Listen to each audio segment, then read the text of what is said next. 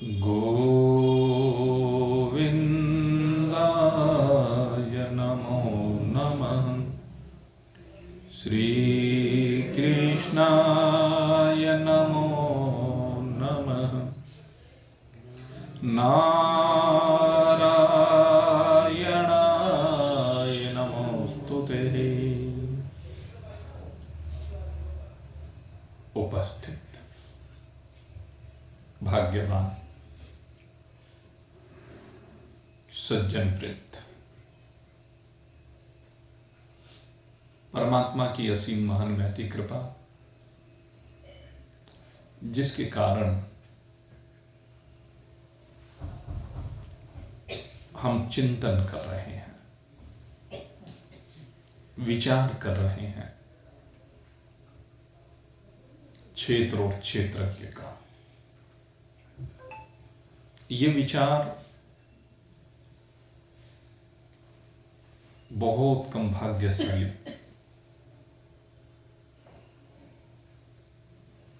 सज्जन वृंद को प्राप्त होता है, अन्यथा तो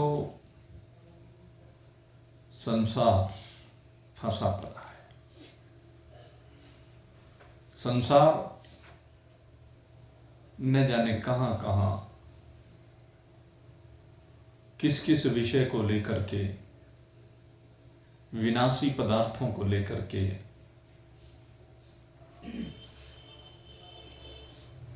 मोहों से संयुक्त होकर के संसार में भटक रहा है।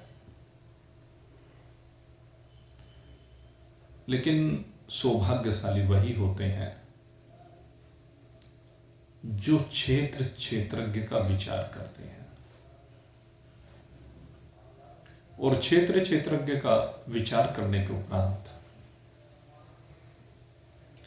क्षेत्र में दुख को देखते हैं, क्षेत्र की विनाशिता को देखते हैं।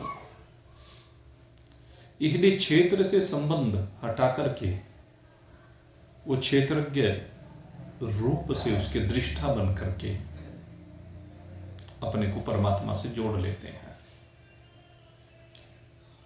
भगवान कहते हैं कि क्षेत्र के गुणधर्म क्या है? कहते जन्म मृत्यु। जन्म है, मृत्यु है, जरा व्याधि, दुख दोषानुदर्शन। जन्म, मृत्यु, जरा और व्याधियां कहते क्षेत्र के लक्षण हैं। आप कहेंगे भाई जन्म और मृत्यु ये क्षेत्र के लक्षण। हाँ, आप जरा विचार करें तो जन्म और मृत्यु क्षेत्र के ही तो होते हैं। क्षेत्रज्ञ में तो जन्म और मृत्यु की कल्पना नहीं है। जन्म और मृत्यु की कल्पना ये क्षेत्रज्ञ अपने आप में तब मानता है जब क्षेत्र के साथ तादात्म्यता कर लेता है, क्षेत्र के साथ अपने आप को जोड़ लेता है। क्षेत्र से मतलब इदम शरीरम कौन्तेय क्षेत्रमित्यभिधीयते। इस शरीर को क्षेत्र कहा ना, और केवल इसी शरीर को क्षेत्र नहीं कहा है, सारे ही शरीर क्षेत्र हैं। और इस शरीर में बैठ करके क्षेत्र की जो भी यात्रा कर रहा, वो क्षेत्र की तो यात्रा कर रहा है। जितनी भी यात्रा है वो क्षेत्र की यात्रा हो रही है। सारे दिन इस क्षेत्र में फंसा रहता है, सारे दिन इस क्षेत्र की चर्चा करता है, इसलिए क्षेत्र में फंसा रहता है। और यही कारण है कि जब क्षेत्र का संयोग होता है तो संयोग में भी दुख मानता है, और क्षेत्र का जब वियोग होता है तब भी उसमें दुख। और जब क्षेत्र बूढ़ा होता है, जीर्ण शीर्ण होने लगता है, छूटने को होने लगता है, उसमें भी दुख मानता है। और क्षेत्र जब विकारों को प्राप्त होता है, ये व्याधियां विकार, तो उसको भी दुख रूप मानता है। क्यों? क्योंकि अपने साथ जोड़ लेता है। जब तक हम अपने साथ जोड़े रहेंगे तब तक दुख है, और जब अपने साथ नहीं जोड़ेंगे तो दुख नहीं है, समता आ जाएगी। लेकिन हमने जोड़ लिया है ना, हम क्षेत्र के जन्म को अपना जन्म मानते हैं, और जब क्षेत्र यहां पर आता है, शरीर यहां पर आता है, तो भाई शरीर का आना बड़ा ही कष्टदायी है, चाहे कोई सी भी योनि हो। ये एक स्वाभाविक प्रक्रिया नहीं है। पहले तो गर्भ में वास, कहते गर्भ का वास कितने सीमित दायरे में उसको रहना होता है, जहां उसका विकास होता है, वृद्धि को प्राप्त होता है, वहां पर हलचल करता है। पैर खोलने की जगह नहीं, हाथ खोलने की जगह नहीं। गर्भ में कितना कष्ट होता है, गंदगी में पड़ा रहता है। किसी भी प्राणी की बात कर लें, और जब वो गर्भ से बाहर आता है तो कहते हैं मां को तो जितना कष्ट होता ही है, लेकिन जिस बालक का जन्म होता है उसको भी असीम कष्ट की अनुभूति होती है। इसलिए इस शरीर का आना ये बड़ा दुखदायी माना गया है। और दूसरे कहा, फिर जब ये शरीर को छोड़ना पड़ता है इस क्षेत्रज्ञ को, जिसे हम मृत्यु कहते हैं, तो उस समय भी ये बहुत कष्ट मानता है, उस समय बड़ी दिक्कत मानता है। शरीर को जब छोड़ने का नंबर आता है तो बहुत दिक्कत महसूस करता है। क्यों? क्योंकि शरीर को मैं मान लिया है, शरीर को मेरा मान लिया है। शरीर को मैं और मेरा मान करके उसके साथ ऐसा तादात्म्य हो गया है कि जब उसका छूटने का नंबर आता है तो ये सोचता है कि ये मेरी मृत्यु हो रही है। और बहुत से महान पुरुषों ने कहा है, अनेक जगह पर ग्रंथों में भी आया है, कहते हैं शरीर के छूटते समय, या ये कह लीजिए इस शरीर से जब सूक्ष्म शरीर, कारण शरीर और ये क्षेत्रज्ञ जीव निकलता है, तो कहते हैं ऐसा कष्ट होता है जैसे हजारों बिच्छुओं ने एक साथ काट लिया। ये कहा जाता है, यद्यपि मैं इस बात से सहमत नहीं। आप कहेंगे तो है, न मैं शास्त्र की बात की अवहेलना कर रहा हूं, न संतों की बात की अवहेलना कर रहा हूं। और इसका प्रमाण यह है कि जिस समय जीव यहां से गमन करता है, कई बार ऐसी घटनाएं होती हैं, बोलते बोलते हम यहां बोल रहे हैं और बोलते बोलते क्षेत्रज्ञ इसमें से निकल जाता है। अब उसमें हम कैसे माने कि हजारों बिच्छुओं ने काटा है, ऐसा कष्ट उसको हुआ है? बहुत घटना है। इसमें मेरा मानना दूसरा है कि व्यक्ति इस शरीर को छोड़ने से पहले अनेक बार हजार बिच्छू, क्या बस क्या कहें, कितने कष्ट उसको भोगने पड़ सकते हैं, इस बात का कोई भरोसा नहीं है। शरीर में कोई रोग लग जाए, रोज ही मर रहा है भाई। देख लो अपने अपने शरीरों को लेकर के, जिसके शरीर में कहीं भी कोई भी रोग लगा हुआ है उसको लेकर के रोज मरता है, रोज उसकी चर्चा करता है, रोज इसको लेकर परेशान रहता है। भाई जब शरीर में विकृति आ गई है, ये विकृति शरीर की है, तेरी नहीं है। ये विकृति तेरी नहीं, शरीर की है। अजी कहना बड़ा आसान है, बात तो सही है, कहना बड़ा आसान है। जिसके शरीर में कष्ट होता है उसे पता चलता है, बात ये भी सही है। लेकिन मेरे मित्रों, शरीर में कष्ट होने पर भी आप उस कष्ट को अनुभूत ना करें, सहज भाव से उसको सहन करें। यही अध्यात्म सिखाता है। और अभी आप जो चर्चा सुन रहे थे मौन के बारे में, क्या चर्चा सुनी आपने कि सेठ जी संत की प्रेरणा से 1 घंटा मौन रखने लगे। और 1 घंटा मौन जब रख रहे थे तो घर वाले परेशान हो गए, कमरा बंद कर लेते।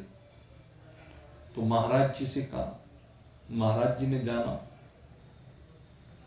तो मेरे मित्रों, उसे मौन जो कहा गया, क्या वास्तव में सेठ जी मौन थे? चिंतन करें। हम मौन कह रहे हैं, लेकिन सेठ जी मौन कहां थे? सेठ जी तो एकांत में बैठ करके अपने भगवान का आह्वान करते और भगवान के साथ चर्चा करते, भगवान के साथ बात करते। महीनों सालों गुजर गए,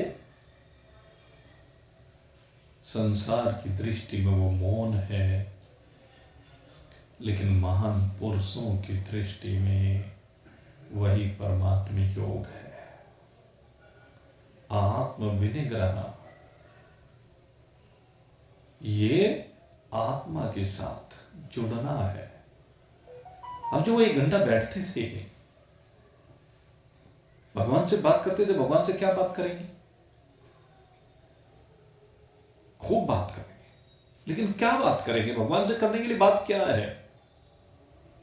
आप जरा शास्त्रों को उठा करके देखिए।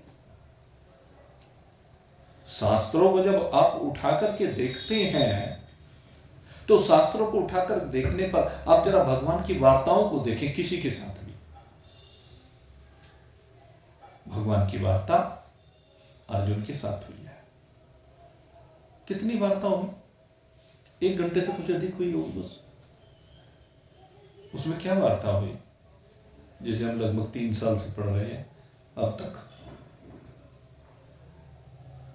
यह है गागर में सागर भगवान की वार्ता। यही तो है।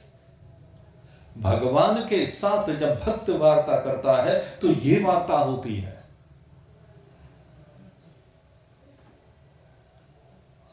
सेठ जी भगवान से रोज वार्ता करते, रोज भगवान सेठ जी को उपदेश देने के लिए आते हैं। और क्या करेंगे? अच्छा भाई, प्रशंसा कितनी देर की जा सकती है भगवान की? मान लो ये सेठ जी भगवान सामने है, उनकी प्रशंसा कर रहे हैं। अच्छा, प्रशंसा करने में भी क्या कहेंगे? मैं आप लोगों से अगर पूछूं, प्रशंसा के शब्दों में क्या क्या कहेंगे भगवान को? बताओ, बोलो अपने अपने मन के भाव। हम भगवान की जब प्रशंसा करेंगे तो क्या कहेंगे? आप बड़े कृपालु हैं, दयालु हैं। आप बड़े कृपालु हैं, आप बड़े दयालु हैं, इसलिए मेरे ऊपर भी दया कीजिए। कैसे माना? आप बड़े कृपालु हैं, आप बड़े दयालु हैं। कैसे माना? जरूर कहीं ना कहीं जहन में प्रसंग आ गया होगा कि सबरी के ऊपर भगवान ने बड़ी कृपा की। जरूर मन में कहीं प्रसंग आ गया होगा कि केवट के ऊपर बड़ी कृपा की। जरूर मन में कहीं पर भाव आ गया होगा कि कुबड़ी के ऊपर बड़ी कृपा की, जिसने उनको अंगराग लगाया इत्यादि। वो प्रसंग आए होंगे ना मन में, वो भावना आई होगी ना मन में। आप दयालु हैं, आप कृपालु हैं, हे प्रभु आप अंतर्यामी हैं, सबके मन की बात को जानते हैं। इसलिए मेरे मन की बात भी जान लीजिए। और मेरे मन की बात यह है कि मैं अब आपसे मिलना चाहता हूं। हे प्रभु, उसकी महिमा का जब हम वर्णन करेंगे, आप अनंत हैं, असीम हैं, अपार हैं, अखंड हैं, एक रस हैं, निर्विकार हैं, निराकार, निर्गुण हैं, घट घट व्यापी हैं, न जाने क्या क्या हम विशेषण देंगे। तो आप इन विशेषणों के ऊपर चर्चा कीजिए। जो सेठ जी कहेंगे वो क्या कहेंगे, और जो भगवान कहेंगे वो क्या कहेंगे। भगवान कहेंगे तू मेरा है, इसीलिए मैं तेरे पास आ रहा हूं, और मैं चाहता हूं कि तू सदा मेरा ही रहे, इसलिए मैं आया हूं। मैं तेरे ऊपर कृपा करने के लिए इसलिए आया हूं कि तेरे जितने भी विकार है उन सबको दूर कर सकूं, क्योंकि मेरे पास वही जा सकता है जिसका मन निर्मल हो। निर्मल मन जन सो मोह पावा, मोह कपट छल छिद्र न भाव सरल स्वभाव न मन कुटिलाई जथा लाभ संतोष सदाई। भगवान कहते हैं कि जब मन निर्मल हो जाता है तभी मेरे पास आ सकता है। जब तक मन में हेरा फेरी है, छल है, विकार है, कपट है, तो मेरे पास नहीं आ सकता। सेठ जी तो भगवान के पास चले गए, जब शरीर को छोड़ा तो भगवान के आगे हाथ जोड़े हुए बैठे हैं। यही तो देखा, सूत्र है ये। मेरे मित्रों, जब भगवान के साथ बैठ करके चर्चा होगी, भगवान कृपा करेंगे तो यही चर्चा होगी, अपने स्वरूप की चर्चा होगी, क्षेत्र क्षेत्रज्ञ की चर्चा होगी, शरीर शरीर की चर्चा होगी, देह देही की चर्चा होगी, आत्मा अनात्म की चर्चा होगी, ब्रह्म सत्यम जगन मिथ्या की चर्चा होगी। तो भगवान कहते हैं कि ये मौन है, मौन है, सच्चा मौन यही है जब आप भगवत चर्चा करें, भगवत चर्चा सुने। गुरु और शिष्य के बीच होने वाली चर्चा मौन कहलाती है, भगवान और भक्त के बीच होने वाली चर्चा ही मौन कहलाती है।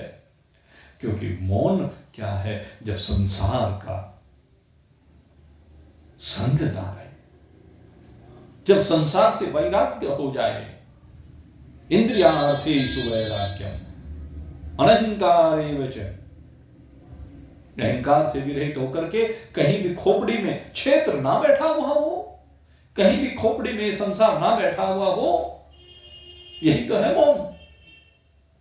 संसार की ओर से मौन हो जाना है और भगवान के साथ संवाद होना, ये है मौन। उस मौन की अवस्था में ये करना है, हमें अपने तार भगवान से जोड़ने हैं। ये मौन का अभ्यास मैं बार बार कहता हूं, शास्त्र बार बार कहते हैं ये अभ्यास करना चाहिए। हम जो आपको बार बार कहते हैं कि कुछ देर एकांतवास किया करो, अकेले में बैठा करो, कोई ना हो संसार का, कोई संग ना हो संसार का, बिल्कुल अकेले हो, और उस समय जरा अपने दिल के तार उस दिलदार से मिलाया करो। बनाओ इसका अभ्यास और देखना फिर भगवान कितनी जल्दी तुम्हारे पास आते हैं। अरे मेरे मित्रों, एक बार अगर यदि तार जोड़ने शुरू कर दिए तो रोज भगवान आपके साथ ही रहेंगे। मैं अनुभव सिद्ध बात बता रहा हूं, किसी की कही सुनी बात नहीं कह रहा, अनुभव सिद्ध बात कहता हूं। एक बार तार जोड़ने शुरू करो, रोज भगवान आपके साथ है, हर क्षण भगवान आपके साथ है। उसके साथ बात करो तो सही, तुम उसके साथ बात करना नहीं चाहते हो, संसार के साथ बात करना चाहते हो, संसार के विषय में बात करना चाहते हो, भगवान से बात कहां करना चाहते हो, भगवान के विषय में बात कहां करना चाहते हैं। भाग्यवान इसलिए मैं कहता हूं, आप लोग भाग्यवान हो, क्योंकि आप 1 घंटे के लिए भगवान की चर्चा के लिए ही आते हो, भगवान की ही महत्ता को जानने के लिए आते हो, भगवान के गुणों की चर्चा करना चाहते हो, उनकी महिमा का गुणगान सुनना चाहते हो। यही तो है भाव, इसी को कहते हैं सच्चा मौन, वास्तविक मौन।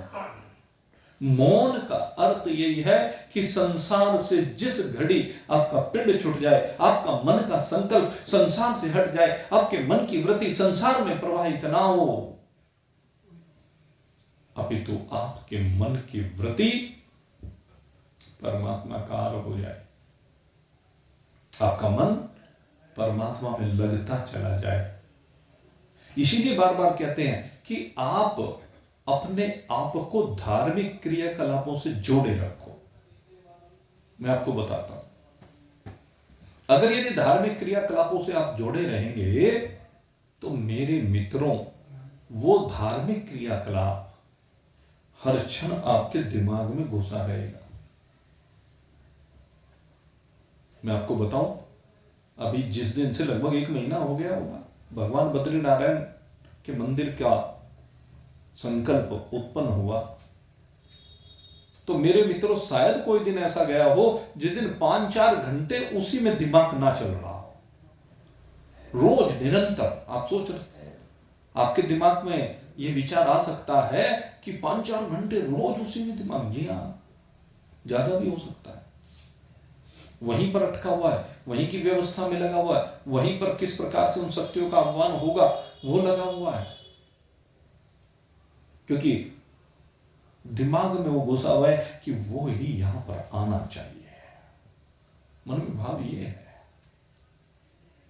तो मन अपने आप वहां चला जाएगा। किसी भी आप चिंतन करके देखो, यहां पर ये वीरेंद्र जी बैठे हैं, ये भागवत कथा कराते हैं हर वर्ष। तो क्या ये 7 दिन जो भागवत कथा में बैठते हैं, क्या उसी समय इनको भागवत स्मरण रहती है? इनसे पूछ के देखो, महीनों पहले तैयारी शुरू हो जाती है, रोज दिमाग भागवत में घूमता है। घूमता है कि नहीं घूमता? अच्छा, जो लोग अयोध्या राम कथा में जाएंगे, क्या दिमाग में रोज ये नहीं आता कि फलानी तारीख को जाना है, ये व्यवस्था करनी है, वहां भगवान के मंदिर में जरूर जाएंगे दर्शन करने के लिए, वहां जो भी भगवान के मंदिर है सब में जाएंगे दर्शन करने के लिए, सबको देखेंगे। आता है कि नहीं आता है मन में? यही तो है, भगवान के साथ हर क्रियाकलाप में अगर यदि हम जुड़ेंगे ना, तो मन ऑटोमेटिकली एक स्वभाव सुधर चला जाएगा। इसलिए मैं कहता हूं, अरे बीड़े उठाओ। हम लोग बीड़ा ही नहीं उठाते हैं। मैं कहता हूं बड़ा बीड़ा नहीं उठाते, छोटे छोटे से तो बीड़े उठा सकते हो। रोज कुछ ना कुछ करने का संकल्प मन में ले तो सही। अब जैसे शिव कुमार बैठे हुए, अब इसकी विशेषता है, कुछ भी कहो ये काम करना चाहता है, जो भी व्यवस्था कहें वो ये अच्छा जी, अच्छा गुरु जी, अच्छा गुरु जी। और जबकि फिर उसमें उसको उल्टा सीधा भी सुनना पड़ता है।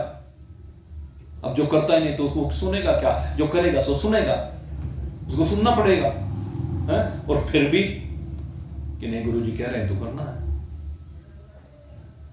अब आप सोच के देखें, भंडारे के बारे में सोच रहा है तो क्या एक भंडारा पूरा हुआ, 15 दिन बाद दूसरा ना, उसके बारे में उसी दिन से सोचना शुरू हो गया, अब की बात ये करना है, ऐसे करना है, वैसे करना है, मन में भाव रहता ही है। कोई भी व्यवस्था सौंपी तो उसके बारे में, अब हमने मान लीजिए फूलों के बारे में इनको व्यवस्था सौंपी, 3 दिन हो लिए, तो बार बार चिंतन कर रहे हैं, 2-3 बार प्रयास कर लिया, अभी बात नहीं बनी, कल को फिर सुबह बैठेंगे। तो घूम रहा है ना हनुमान जी का, हनुमान टीला घूम रहा है, हनुमान जी घूम रहे, व्यवस्था घूम रही है, 12 ज्योतिर्लिंग घूम रहे हैं। यही तो है मन का घुमाना, संसार से हटा करके परमात्मा में मन को घुमाना।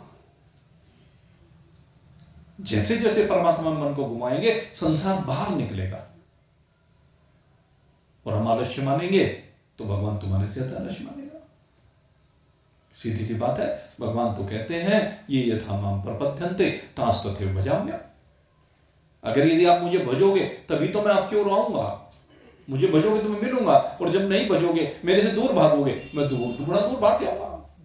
ठीक है, मैं कौन सा खाली बैठा हुआ हूं? भगवान जी कोई खाली बैठे हैं? भगवान जी ने स्वयं कहा है, अगर यदि मैं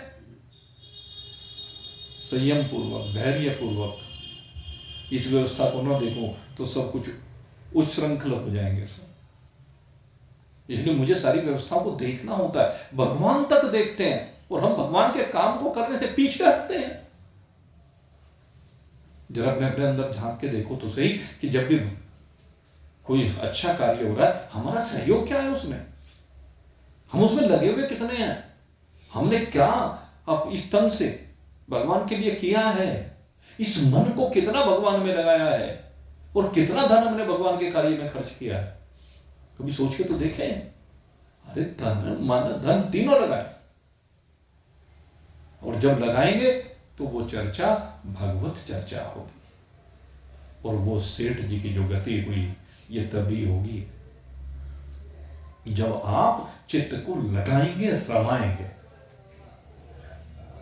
अब विचार करके देखिए, जो सेठ जी निरंतर 1 घंटा भगवान के साथ बातचीत करते हैं, भगवान उनके सामने बैठे हुए हैं, और आखिर में हाथ जोड़े जोड़े भगवान के सामने ही वो क्षेत्र को छोड़ करके चले गए। उनको कैसे कष्ट हुआ होगा भाई? जन्म मृत्यु, जरा व्याधि दुख दोषानुदर्शन, हम कैसे उसमें दुख देखें? ये जो दुख देखने की बात कही है, ये सांसारिक व्यक्तियों के लिए कहा गया है, पारमार्थिक के लिए नहीं कहा गया है। सांसारिक व्यक्ति को देखना चाहिए, क्योंकि वो तन से जुड़ा हुआ है। इसलिए जब तन छूटता है या तन मिलता है या तन में कोई विकार उत्पन्न होता है, तन में असहाय होता है जब तन, तो उस समय वो बड़ा दुखी होता है। ये कहा लगाने के लिए है। लेकिन मेरे मित्रों, मेरा जो दृष्टिकोण है वो भिन्न है। एक लगाने के लिए कहा जाता है, जो अभी नहीं लगा है, लेकिन एक जो लगा हुआ है उसके लिए तो जन्म है ही नहीं, उसके लिए तो मृत्यु है ही नहीं, उसके लिए जरा है ही नहीं, उसके लिए व्याधि है ही नहीं। फिर वो क्या दुख देखे? क्योंकि उसकी दृष्टि में तो सब कुछ परमात्मा है, और जिसकी दृष्टि में परमात्मा है वहां तो आनंद के अलावा और कुछ नहीं। आनंदई वर्तम नित्य, आनंदई वर्तते नित्य। वो तो नित्य आनंद में ही रहता है, आनंद में ही मग्न रहता है। तो हमें परिवर्तन करना चाहिए। हम अपने परिवर्तन करें ना, केवल यहां सत्संग में बैठे बैठे नहीं, जो अपने रोजमर्रा की यात्रा शरीर में बैठ करके कर रहे हो उसमें परिवर्तन करना है। तब आपको भी दुख नहीं दिखेगा। नहीं तो दिखेगा भाई, सबको दिखता है। जन्म में दुख क्यों नहीं दिखेगा? क्योंकि आगे हमें जन्मना ही नहीं है, आगे हमें किस शरीर में बैठकर यात्रा करनी ही नहीं है। जब हमें किस शरीर में बैठ करके आगे यात्रा नहीं करनी, तो हम क्यों दुख माने भाई? काहे का दुख माने? किस चीज का भय? जब मेरे में जन्म की कल्पना ही नहीं है। न जायते म्रियते वा कदाचित् नाय भूत्वा भवितवा न भूय। मेरे में जन्म की कल्पना है ही नहीं। न जायते म्रियते वा कदाचित्, न मेरे में मरण की कल्पना है। मैं जन्म और मरण दोनों की सीमा से परे हूं। ये तो मूर्खों के लिए है, जो ना समझ है उनके लिए है, जो अभी तक भगवान के साथ तार नहीं जोड़ पाए उनके लिए है भाई, जो बस केवल ख्याली पुलाव पकाते रहते हैं उनके लिए है, जो बात तो बहुत करते और करते कुछ नहीं। सबसे बड़ी समस्या क्या? बात करने वाले बहुत लोग हैं, लेकिन करने वाले कोई कोई बिरला होता है। और जो करने वाले होते हैं वही भगवान को प्रिय होते हैं। और जो केवल बात बात बनाते रहते हैं, बस उनके लिए तो आखिर में घड़ी आ ही जाती है। क्योंकि ये घड़ी आएगी तो जरूर भाई। फिर तो बस अपने सारे जीवन पर नजर दौड़ाएगा जब सामने यमराज खड़ा होगा। हाय मैं तो लुट गया, हाय मैंने तो ध्यान नहीं किया, अरे मुझे शरीर मिला था, मैंने तो अपने साथ बड़ा धोखा किया है। वो आता है ना, एरे नर धोखे धोखे में लुट गया, आ गई अंत घड़ी। हेरे नर धोखे धोखे में लुट गया, आ गई अंत घड़ी। और कहां दृष्टि डाला है? बालकपन में थी निपट नादानी, भाई फिर आई गई मस्त जवानी। बालकपन में थी निपट नादानी, भाई फिर आई गई मस्त जवानी। तिरिया समझी स्वर्ग निशानी, लगी जैसे अमृत की जड़ी। हेरे नर धोखे धोखे में लुट गया, आ गई अंत घड़ी। अपने जीवन के ऊपर विचार कर रहा है, जीवन के ऊपर चिंतन कर रहा है। कब कर रहा है? जब यमराज सामने दिखा तब कर रहा, पहले नहीं किया। अब यमराज के को देख करके चिंतन करता है, पहले से कर लेता भाई। बालकपन बालकपन में तो बिल्कुल बचपना था, कुछ समझ नहीं था, बस मस्ती के साथ खेलते कूदते खाते पीते, कुछ भले का पता ना बुरे का पता, लाभ का पता ना हानि का पता, बस अपनी मस्ती में मस्त रहने का पता। और फिर कहते हैं ऐसे होते होते कब बचपन बीत गया कुछ पता ही नहीं चला भाई। मुझे तो जवानी आ गई और जवानी में बस भोगों में लग गया, सारी जवानी भोगों में लगा रहा। बस तेरी आसमझी स्वर्ग निशानी कि सारा स्वर्ग बस यही है। फंसा रहा और फिर कहते हैं फिर उसका परिणाम आना सामने शुरू हुआ। जवानीपन में जो पाप कमाए वो अब जाते नहीं बताए। किसे बताना है? कि ने बहुत पाप कर रखे, किसी को भेद खोल के नहीं जाना है। अब तो भले ही तूने भेद नहीं यहाँ खोल के जाना, लेकिन वहां तो सारा लिखा हुआ है। तू ये भूल गया कि तेरी यहाँ की गाथा वहां लिखी हुई है। ये भूल जाता है, गाथा तो सारी वहीं पे लिखी हुई है ना। चित्रगुप्त ने सारी गाथा लिख रखी तेरी, सारे पापों की कहानी लिख रखी तेरी भाई। यहां तो किसी को कह के चला जा, ना चला जा, कुछ फर्क नहीं पड़ता, लेकिन वहां कैसे बचेगा? चित्रगुप्त है चित्रगुप्त जो गुप्त रीति से आपके सारे चित्र खींच ले, वही तो सीसीटीवी वही तो है चित्रगुप्त। ये सीसीटीवी कहना, वहां भगवान का सीसीटीवी चल रहा है। जवानीपन में जो पाप कमाए वो अब जाते नहीं बताए। अब क्यों करता हाय हाय सिराने मौत खड़ी। हे नर धोखे धोखे में लुट गया आ गई अंत घड़ी। अब सारी जवानी यूं ही चली गई, सारी जवानी भोगों में चली गई, सारी जवानी धन कमाने में चली गई, सारी जवानी गधापन के निकल गई, गृहस्थी का बोझ ढोते ढोते निकल गई। और अब गृहस्थी का बोझ ढोते ढोते बच्चे जवान हो गए। अब कोई किसी को कुछ पुकारे, शरीर असहाय हो गया, इधर को आवाज लगाए वो किधर से अनसुना करके चल देता है कि नहीं तो बड़बड़ाने की आदत है बुढ़े का, और कुछ काम ही नहीं रहा। शहर में तो प्रचलन नहीं रहा, या हमारे समाज में प्रचलन नहीं है, लेकिन गांव में जाके देखो बाप को बुढ़ा ही कह के संबोधित करते हैं, ये बुढ़े बूढ़े। गांव में हमने देखा, और मैं जब कोई मुझे मेरे सामने कहता हमारा बुढ़ा, मुझे शर्म नहीं आती अपने बाप को बुढ़ा कहते हो, अपनी माँ को बुढ़िया कहते हुए? मैं तो टोक देता हूँ भाई, उनको बुढ़ा बुढ़िया कहते हुए तेरे को शर्म नहीं आती? नहीं, गाँव में तो सब ऐसा ही कह रहे हैं। अरे सब कह रहे, तू भी ऐसे ही क्यों कहेगा? तुझे उनमें अपने माँ बाप नहीं दिखाई देते? तो ये नहीं दिखाई देता उन्होंने कैसे तेरे लिए सारा जीवन समर्पित कर दिया, तेरे को दिखाई नहीं देता?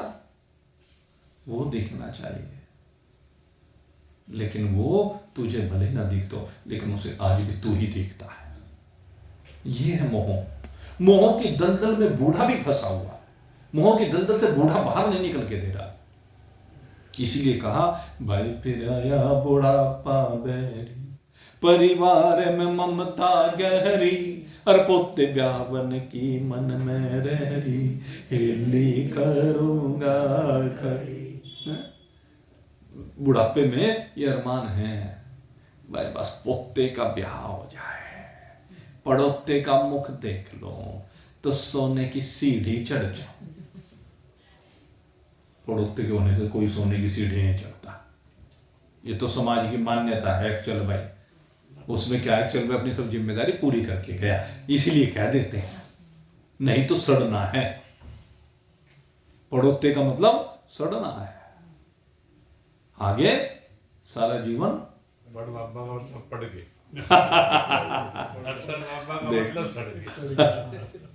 देखो कितनी बढ़िया बात कही। पड़ बाबा का मतलब बिस्तर पर पड़ गए, और सड़ बाबा का मतलब बिस्तर पे पड़े पड़े सड़ गए। देखो एक से एक भाव है, आप चिंतक जो होते हैं ना वो भाव निकालते हैं। तो बस इनका ही मरना है, जिनके मन में अभी भी एक ख्वाब रह रहे हैं कि पोते ब्यावन की मन में रह रही। अरे जब उसका समय आएगा हो ही जाएगा, क्या करेंगे? उसके समय पे हो जाएगा, तेरा शरीर होगा तो ठीक है, उस समय नहीं होगा तो भी ठीक है भाई, और क्या कर सकता है। पोते ब्यावन की मन में रह रही, अरे हिली करूंगा खड़ी। और मन में क्या भाव है? हिली करनी है खड़ी। क्या करेगा जब उसमें हिली में भाई पड़ के, हाँ मेरा पोता है, उसका जो ब्याह होगा उसकी घरवाली को वहीं नई बहू को लेके आऊंगा दुल्हन को। हाँ अरे उसको तो लेके आएगा, लेकिन तेरा क्या हुआ, तेरा तो सड़ना है। अब वो सोच रहा कि मैं तो बस यही करता रहा सारी जिंदगी, यमराज सामने है, तो वो सारी जिंदगी यही करते करते अब यमराज को सामने देखता है और देख के कहता है कि मैं तो क्या समझ रहा था और क्या हो गया, मैं तो ये समझूं था मन में, मैं तो ये समझूं था मन में, धंधा खत्म करूंगा कुछ दिन में, फिर जाए बसूंगा बन में, उम्र मेरी बहुत पड़ी, हिरन धोखे धोखे में लुट गए, आ गई अंते घड़ी। कि जो सोच रहा था, यमराज ने जब वो दिखाया ना यमदंड, और वो लंबे लंबे नाखून खुरचने के लिए तैयार बैठे, डर गया कि नहीं, मैं तो सोच रहा था भगवान की भक्ति करो, तू इतनी जल्दी क्यों आ गया, मैं तो सोच रहा था वन में जाऊंगा, भगवान के साथ तार मिलाऊंगा। अरे जब तार मिलाने का समय था तब तो मिलाया नहीं, अब मिलाएगा जब शरीर में सामर्थ्य नहीं रही। भगवान के साथ तार भी जवानी में मिलाए जाते हैं, आपको बताते हैं, बुढ़ापे में तो खोई पिंड नहीं छोड़ के देती है, ये घुटने बैठ जाते हैं, पैर बैठ जाते हैं, हाथ बैठ जाते हैं, आंखें बैठ जाती है, कान बैठ जाते हैं, सारा कमर इतनी सामर्थ्य नहीं रहती कि बैठ जाए। वो बैठ सकता है जो जवानी में बैठा है, क्योंकि फिर तो अभ्यास हो जाता है, करत करत अभ्यास के जड़मति हो ये सुजान। तो जिसने अभ्यास किया है, अभ्यास चाहिए, लेकिन उसका अभ्यास तो था नहीं, इसलिए अब यमराज को देख के डर रहा है, कहने लगे मैं तो सोच रहा था भगवान की भक्ति करूंगा। जब यमराज ने दंड दिखाया ना, कहने लगे तुझे इसलिए नहीं भेजा था, तू यहाँ पर भगवान की भक्ति करने के लिए भेजा था, तुझे इसलिए नहीं भेजा था कि केवल बाल बच्चे पैदा करने, उनका काम धंधा करना है, भोगों में लगा रहना है, मकान दुकान फैक्ट्री लगानी है, केवल इसलिए नहीं भेजा था, ये सब तो साथ में चलता रहता है, तुझे असली काम करने के लिए इसलिए भेजा था कि तू यहाँ आकर के भगवान का भजन करेगा, तू भगवान के साथ तार जोड़ेगा, आवागमन के चक्र से मुक्त होगा, इसलिए तेरे को यहां भेजा था, लेकिन तूने ये सब नहीं किया। अब देख ये डंडा अब बजेगा, यम का डंडा बजेगा। जिसने संसार के काम तो किए, लेकिन अपना परमार्थ का काम जो शरीर मिला है, वो उस शरीर के लिए जो करना था, शरीर को लेकर के जो करना था, अपने लिए जो करना था, वो नहीं किया, इसलिए अब जो है रो रहा है, माफ कर दो जी, क्षमा कर दो जी, के लिए यहां क्षमा नहीं होती है। यमराज के दरबार में क्षमा नहीं मिलती, यमराज के दरवाजे पर तो, उसके दरबार में तो कर्म प्रदान बीस कर राखा, जो जस करहि सो तस फल चाखा। यमराज के द्वार पर जाकर के उसके दरबार में तो भाई पाप की सजा, दंड मिलेगा, नरक मिलेगा, और पुण्य की सजा ही है वैसे तो वो भी, लेकिन चलो फिर भी हम कह देते हैं भाई, पुण्य का फल स्वर्ग मिलेगा, क्योंकि ज्ञानी के लिए तो चाहे स्वर्ग में भेजो चाहे नरक में भेजो, दोनों सजा ही है। ज्ञानी तो कहता है मुझे अगर भेजना है तो मेरे परमात्मा के संग में भेजो, मुझे तो अपने परमात्मा का संग चाहिए, ना स्वर्ग चाहिए ना नरक चाहिए। स्वर्ग और नरक की कल्पना से जो परे है, वहां जाना है। अब खैर यमराज को देखा, यमराज से कहा मैं तो ये करना चाहता था लेकिन किया नहीं, इसलिए देखा कि अब तो प्राण जाने वाले हैं, बच्चों को बुला लिया। कहने लगे मैं कर नहीं पाया भाई, आखिरी टाइम में मेरी एक इच्छा है, मैंने सारी जिंदगी यूं ही निकाल दी, बचपन नादानी में, जवानी भोगों में, बुढ़ापा मोह में, सारा यूं ही निकाल दिया। अब मेरी बात सुन लो, समझ लो, मरता हुआ आदमी कभी झूठ नहीं बोलता। मुझे यमराज सामने दिखाई दे रहा है, इसलिए बाल बच्चों को उपदेश दे रहा है, मेरा चलते का यही संदेशा, हरि की भक्ति करो हमेशा। अब आखिर में अकल आ रही है कि हरि की भक्ति हमेशा करो, और उसके खोपड़ी में बैठ गया, इसलिए उस समय हरि का नाम लेना शुरू कर दिया। जब यमराज सामने दिख रहा है, उस समय उसे डर करके कहिए या उस समय सद्बुद्धि आने से कहिए, उसने हरि का नाम लेना शुरू कर दिया। और अंततः अगर कहते अंत काल में भी तुझे बुद्धि आ जाए तो भी तू परमात्मा को प्राप्त हो सकता है। अंत काले च मामे विसुण मुक्त्वा कलेवरम यह प्रयाति समर्थ भाव है याति नास्ति संशय, वो मुझे प्राप्त हो जाता है, इसमें कोई संशय नहीं। उनको तो कह रहा है तुम अब तुम्हारा पास जो जिंदगी है मेरे की तरह व्यर्थ मत गवाना बच्चों, तुम मुझे अत्यंत प्रिय रहे हो, लेकिन अब तुम्हें सिद्धांत की बात बताता हूँ, तुम्हारे परमार्थ की बात बताता हूँ, तुम्हारे भले की बात बताओ। मेरा चलते का यही संदेशा, हरि की भक्ति करो हमेशा। और सन्मार्ग में लाना पैसा, नाज चाहे एक धड़ी, हेरे नर धोखे धोखे में लुट आ गई अंत घड़ी। कहते तूने अपने बच्चों के ऊपर कितना पैसा लगा, तूने व्यापार में कितना पैसा लगा, तूने मकान में कितना पैसा लगा, तूने भोगों में कितना पैसा लगा, इसका कोई महत्व नहीं। असल बात यह है कि तूने अपनी आमदनी में से परमार्थ में कितना पैसा लगाया। महत्व इस बात का है, तू परमार्थ के मार्ग पर कितना दान दे करके गया, ये कह रहा है। सन्मार्ग में लाना पैसे, नाज चाहे एक धड़ी, कहने लगे तेरे से और भी कुछ नहीं बनता तो कम से कम एक धड़ी नाज ही दिया। जहां पर शुभ कार्य हो रहा हो एक धड़ी नाम अनाज लेकर दिया जा, और भी कुछ नहीं तेरे से होता, इतना ही कर ले, कुछ तो कर। लेकिन बच्चों मैं उपदेश देकर जा रहा हूं, मेरा आखिरी संदेशा है, मेरा चलते का यही संदेशा, हर की भक्ति करो हमेशा, सन्मार्ग में लाना पैसा, नाज चाहे एक धड़ी।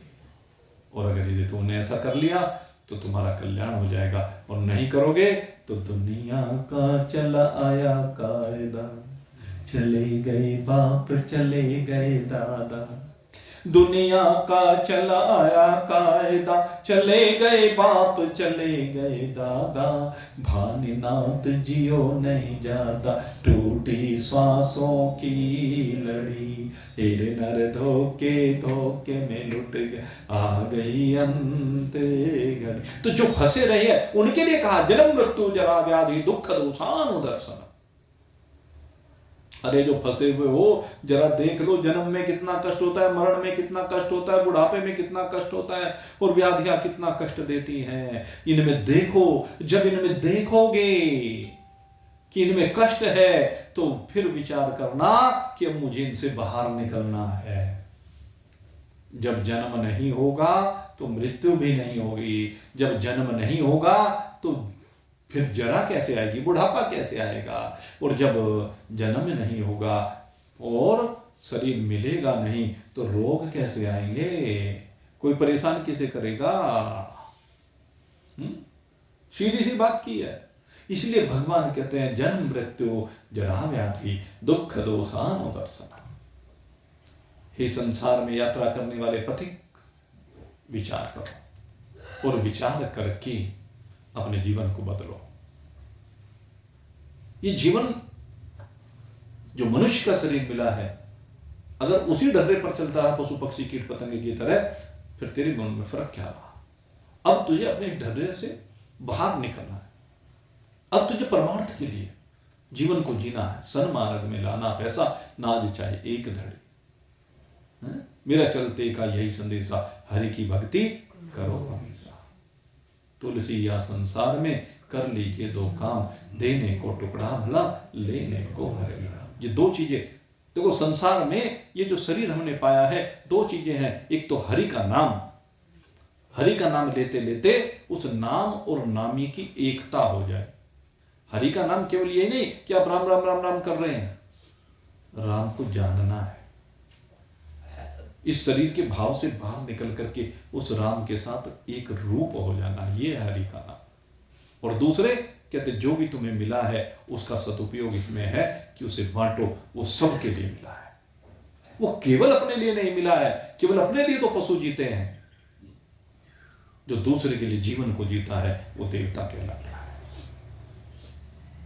इसलिए देवता बनकर के जिए, देव बन करके जिए।